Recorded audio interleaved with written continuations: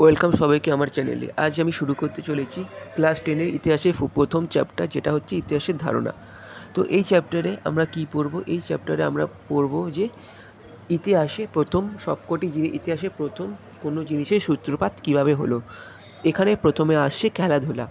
তো খেলাধুলার ইতিহাসে আমরা জানব যে আজকালকার দিনে যে সমস্ত খেলা আছে, ক্রিকেট, ফুটবল, তার সূত্রপাত কীভাবে হলো।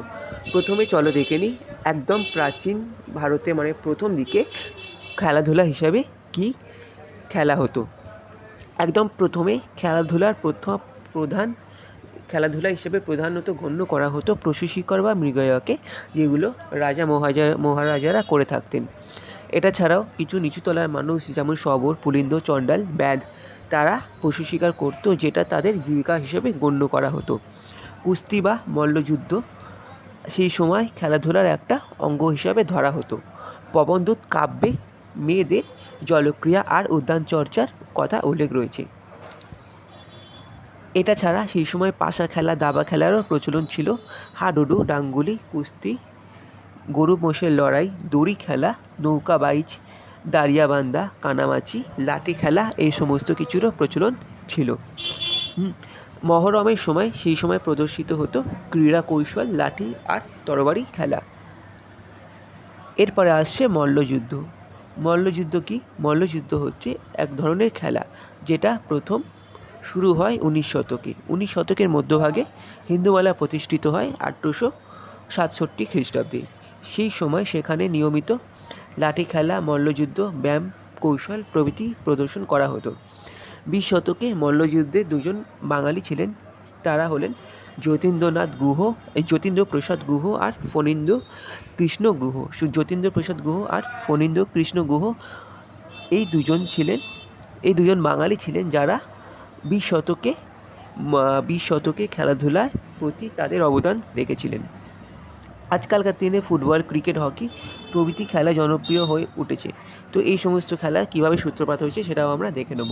প্রথমে ফুটবল খেলা। ফুটবল হচ্ছে একটি পশ্চিমী খেলা। এটার আগমন হয়েছিল বিলেত থেকে।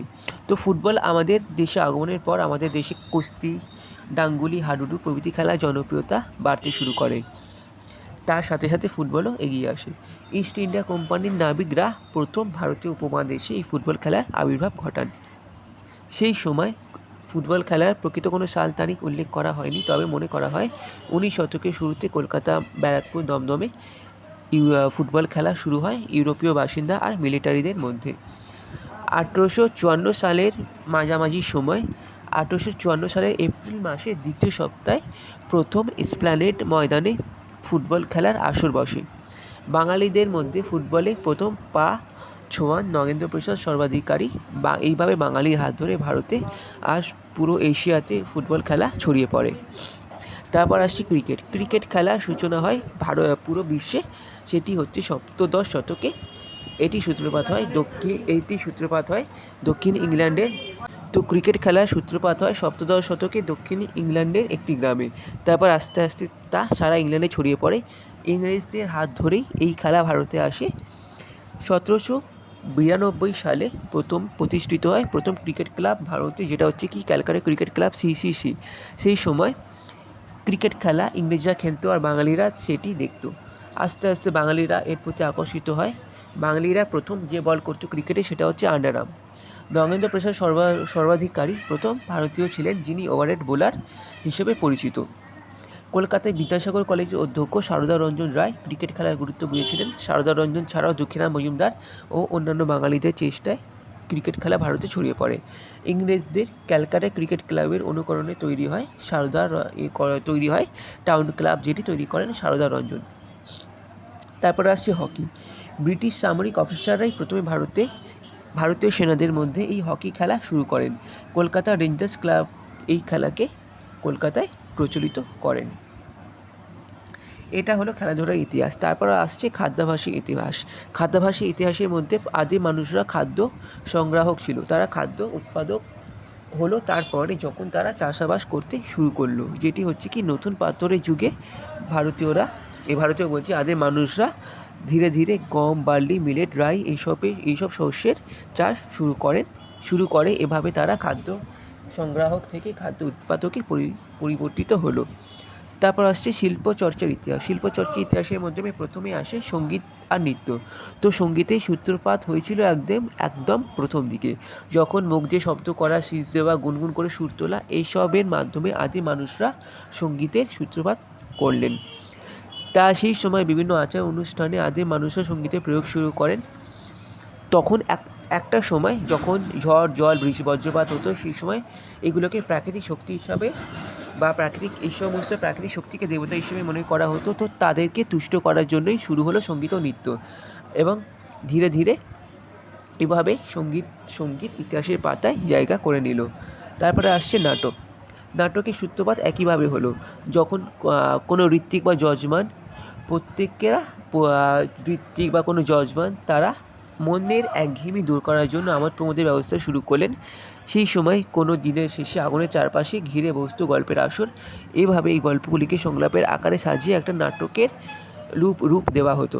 তাতে অভিনয়ও করা হতো। নৃত্যনাট্য, গীতিনাট্য এই শব্দগুলি আধুনিক হলেও এর মধ্যে সেই সময় বেদকে নিয়ে আনা হয়, মানে বেদের কিছু জিনিস এর মধ্যে শোনা হতো বা এর মধ্যে সেগুলোকে নিয়ে আনা হতো। তো ব্যাসদেবের মহাভারত জানো, সেখানে দেবরাজের ইন্দ্রের সবাই নাচ গানের উল্লেখ আছে। এটা ছাড়াও পাণিনির অষ্টাধ্যায়ী আছে, সেখানে নট বা অভিনেতা এই টার্মটাকে আনা হয়েছে। শিলালীন আর কৃশাস্য নামে দুজন নাট্যাচার্যের কথা উল্লেখ রয়েছে। ভারতীয় নাট্যশাস্ত্র গ্রন্থে রঙ্গমঞ্চের কথা উল্লেখ রয়েছে। এটা ছাড়াও আধুনিক যুগে বৈজেন্দ্রনাথ বন্দ্যোপাধ্যায়ের লেখা বঙ্গীয় নাট্যশালার ইতিহাস, আশুতোষ ভট্টাচার্যের লেখা বাংলা নাটকের ইতিহাস, সত্যজীবন মুখোপাধ্যায়ের লেখা দৃশ্যকাব্য পরিচয়, প্রত্যেকটাই নাটকে একটি অবদান রেখেছে। এরপরে আসছে চলচ্চিত্র। তো প্রথমে গণমাধ্যম হিসাবে যখন মুদ্রণ যন্ত্রের পরেই ক্যামেরা যখন আবিষ্কৃত হলো, তখন সেটি চলচ্চিত্রে একটা উল্লেখযোগ্য অবদান রাখে। 1895 সালের 28শে ডিসেম্বর প্যারিসের হোটেল ডি ক্যাফেতে অগাস্ট লুমিয়ের আর লুই লুমিয়ের এই দুজন ভাইয়ের হাত ধরে চলচ্চিত্রের সূত্রপাত হয়। এর 17 বছর পর ভারতীয় উপমহাদেশে চলচ্চিত্র আসে। সেই সময় এটাকে বলা হতো বায়োস্কোপ, আর বাংলায় বলা হতো ছবি। 1913 সালের 21শে এপ্রিল ভারতের অলিম্পিয়া থিয়েটারে দাদা সাহেব ফালকে নির্মিত ও পরিবেশিত প্রথম নির্বাক চলচ্চিত্র রাজা হরিশ্চন্দ্র প্রদর্শিত হয়েছিল। এই চলচ্চিত্রের মাধ্যমে দাদা সাহেব ফালকের হাত ধরে ভারতের চলচ্চিত্রের সূত্রপাত হলো। সম্প্রতিকালে এ বিষয়ে কিছু উল্লেখযোগ্য গ্রন্থ আছে, যেমন ঋত্বিক কুমার ঘটকের লেখা চলচ্চিত্র মানুষ এবং আরও কিছু। এটা ছাড়াও সত্যজিৎ রায়ের বিষয় চলচ্চিত্র, ফারহানা মিলির লেখা সিনেমা এলো কেমন করে, এগুলি উল্লেখযোগ্য অবদান রেখেছে। এবার আসে পোশাক পরিচ্ছদের ইতিহাস। তো আদি মানুষে কোনো পোশাক ব্যবহার করতো না। তো পুরনো পাথরের যুগে মানুষ কী করলো, পশুর চামড়া, গাছের ছাল পরিধান করতো। নতুন পাথরের যুগে বয়নবিদ্যা আবিষ্কৃত হলো। সেই সময় মানুষ কার্পাস ও পশমের বস্ত্র ব্যবহার করা শুরু করলো। তো সভ্যতা আস্তে আস্তে অগ্রগতি হলো, পোশাক পরিচ্ছদ উন্নত হলো। প্রাচীন মেসোপটেমিয়ার যুগে প্রথম সুতো কাটা, কাপড় বোনা ও রং করা তিনটে পৃথক শ্রেণী তৈরি হয়েছিল। সেই সময় ভারতীয় সিন্ধু সভ্যতার যুগে মানুষ মূলত সুতি ও পশমের বস্ত্র ব্যবহার করতে শুরু করলো। এটা ছাড়া বিভিন্ন জলবায়ু অনুযায়ী বিভিন্ন দেশে পোশাক পরিচ্ছদ বিভিন্ন ছিল। যেমন রাজা, মন্ত্রী, কর্মচারী, সেনাপতি, তাদের এক ধরনের পোশাক ছিল। পোশাকের বিবর্তনও হয়েছে। এবং এটা ছাড়াও আমরা প্রাচীন ভারতে কিছু ছবি থেকে কী ধরনের পোশাক সেটা আমরা বুঝতে পারি। প্রাচীন আর মধ্যযুগে যেগুলো নাতিশীতোষ্ণ এলাকায়, সেখানে উচ্চ শ্রেণীর মানুষের মধ্যে পোশাকের শৌখিনতা ছিল।